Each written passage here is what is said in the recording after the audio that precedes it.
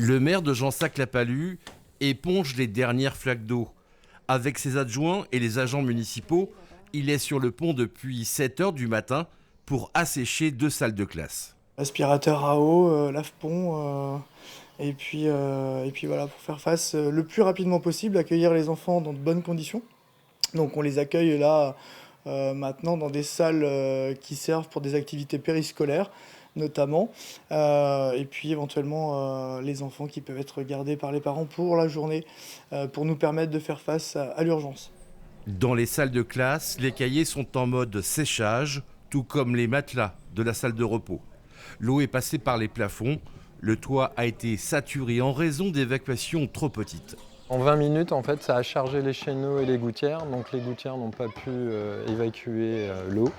Et donc il y a eu des infiltrations, c'est passé au-dessus du chéneau et à travers les tuiles. Donc on a eu des infiltrations au niveau de la couverture, au niveau des faux plafonds.